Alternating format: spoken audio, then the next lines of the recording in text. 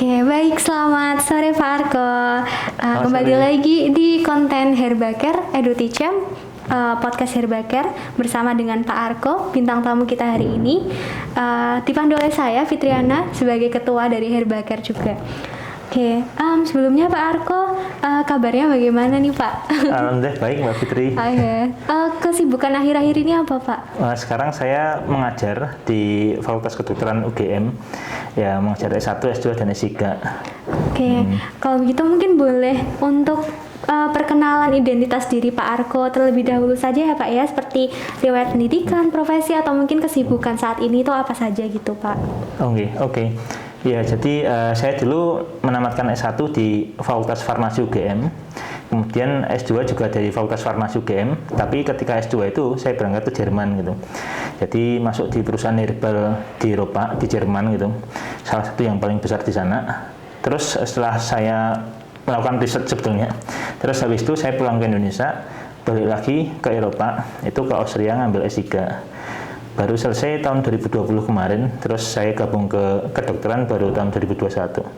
Ya, tapi rata-rata semua hal yang saya kerjakan itu berhubungan dengan herbal gitu. Oh iya, oke, bener banget teman-teman. Jadi Pak Arko sendiri itu juga merupakan dosen pendamping PKM kami bersama dengan Prof. Mai juga, dan kami mencari tahu identitas Pak Arko ini sebenarnya juga berasal dari websitenya UGM, dan kami melihat Pak Arko ini sangat berpotensi untuk menjadi dosen pendamping karena memiliki spesialisasi di bidang farmakologi, terutama herbal medicine dan juga big data analisis yang tentunya akan sangat bermanfaat dalam pendampingan tim PKM Herbaker ini. Oh iya Pak Arko, yang berdasarkan riset yang kami lakukan juga sebelum memilih Pak Arko sebagai dosen pendamping itu, kami cari nama Pak Arko di internet dan muncul suatu artikel di mana dalam artikel itu disebutkan bahwa Bapak pernah menjadi pembicara dalam konferensi internasional pengobatan tradisional yang diadakan Center of Applied Thai Traditional Medicine CATTM di Siriraj Mahidol University Thailand pada 9 sampai 11 November 2022. Nah, kalau boleh tahu nih Pak, pada saat konferensi itu topik yang Bapak bawakan saat itu tuh mengenai apa gitu Pak? Oh iya, betul sekali Mbak Fitri. Jadi waktu itu teman-teman, saya diundang oleh direktur di CATTM. Itu sebenarnya salah satu WHO Collaborating Center, jadi pusat kolaborasi WHO untuk pengembangan herbal medicine atau traditional medicine. Nah, di situ saya diminta untuk membicarakan mengenai kondisi kemajuan pengembangan herbal di Indonesia. Nah, itu menarik. Kenapa? Karena di situ ada 10 negara perwakilan. Itu saya yang dikirim dari Indonesia salah satunya. Kemudian saya bercerita mengenai mulai dari pertanyaan yang sangat sederhana. Sebetulnya di Indonesia herbal atau traditional medicine itu apakah tradisi kita gitu. Nah, itu saya mulai mengangkat dari data-data situs-situs yang ada, yaitu dari pahatan patung di Borobudur. Borobudur itu dibikin tahun 700 Masehi sekitarnya. Dan ternyata di situ teman-teman bisa lihat gitu, kalau main ke Borobudur, lihat reliefnya, nanti akan ada pahatan yang itu bentuknya orang megang mortir dan stamper. Nah, di pahatan lain itu ada jenis-jenis tanaman yang dipakai atau yang ada di relief tersebut, dan 16 diantaranya itu sudah teridentifikasi, beberapa itu herbal yang saat ini masih digunakan.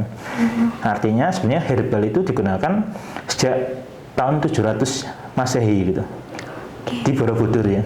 Kemudian tahun 1800 Masehi itu ada Serat Centini, yang mana itu salah satu bab di Serat Centini menerangkan mengenai pengobatan Jawa kuno gitu. Nah, artinya waktu herbal ini atau traditional medicine itu sudah dikenal sejak nenek moyang kita, dan itu sebenarnya ada bukti sejarahnya gitu. Pertanyaannya terus sekarang gimana nasibnya gitu kan? Nah, terus saya juga membahas saat ini sebenarnya pengembangan herbal maupun traditional medicine itu sudah jauh lebih baik lagi. Bahkan Indonesia adalah satu-satunya negara yang menerapkan penggolongan obat herbal atau tradisional itu berdasarkan kategori. Misalnya di sini kita kenal ada jamu, ada obat herbal terstandar OHT ya, dan ada fitofarmaka. Yang fitofarmaka itu artinya dia harus sudah diuji pada manusia. Nah ini bahkan di Eropa pun nggak ada gitu. Jadi Indonesia itu udah leading gitu, maju, satu-satunya di dunia. Nah cuman kendalanya adalah masalahnya semakin herbal itu evidence based, punya bukti yang kuat pada uji klinis, harganya semakin mahal gitu.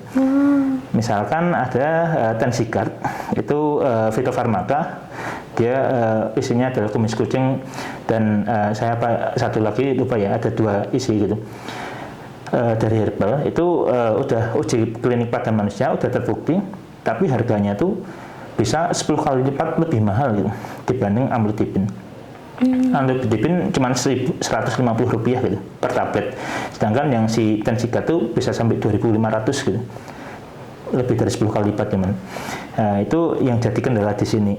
Terus yang saya juga cerita mengenai bahwa di Indonesia detik ini kita udah mulai masuk AI, Artificial Intelligence, untuk pengembangan herbal gitu. Itu ada beberapa tim dari Indonesia yang kebetulan saya juga tergabung di situ. Jadi ada MABI, Masyarakat Biodiversitas dan Bioinformatik Indonesia, itu mereka concern untuk mengembangkan herbal dari si AI-nya gitu. Kurang lebih seperti itu Mbak Fitri. Oke, sangat menarik ya Pak ya. Jadi ternyata di Indonesia sendiri tradisional komplementari alternatif medicine itu sebenarnya sudah dilakukan sejak zaman nenek moyang gitu. Tapi yang menjadi tantangan saat ini, mampukah TCM ini dan juga herbal ini terus bertahan di tengah gempuran era modernisasi bahkan sampai ke tingkat industri kesehatan seperti obat seperti itu ya.